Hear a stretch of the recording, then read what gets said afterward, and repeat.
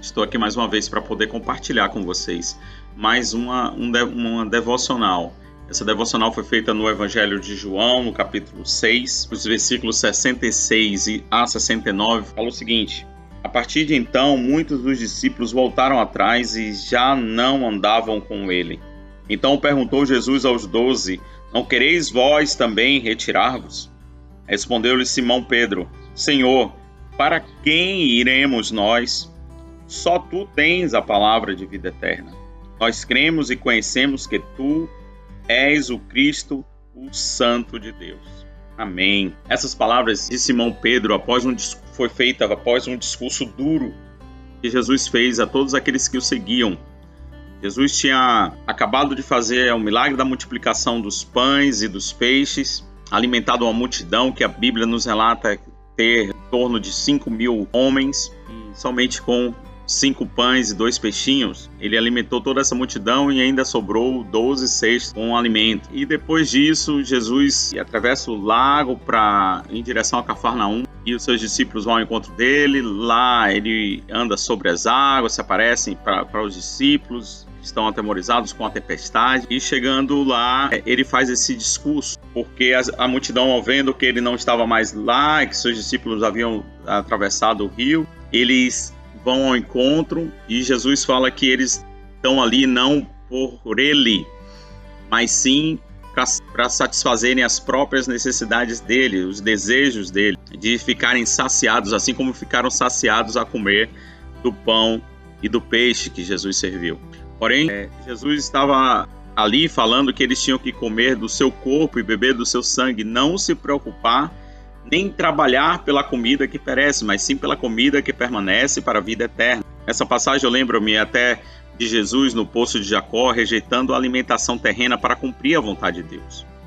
Jesus estava no poço de Jacó falando com uma samaritana, e logo depois ela se despediu dele, e os discípulos estavam de longe porque voltavam da cidade onde foram buscar alimento, e eles chegam perto de Jesus e dizem assim: aqui trouxemos algo, para comer. E Jesus diz o seguinte, no capítulo 4 de João, no versículo 32, uma comida tenho para comer que vós ainda não conheceis. Isso é importante, porque os discípulos pensavam que até que alguém tinha trazido algum alimento, ou aquela samaritana tinha trazido algum tipo de alimento para Jesus. Mas na verdade Jesus estava falando sobre a vontade de Deus, sobre o alimento que é fazer a vontade de Deus, que nos sacia, nos preenche, nos alimenta.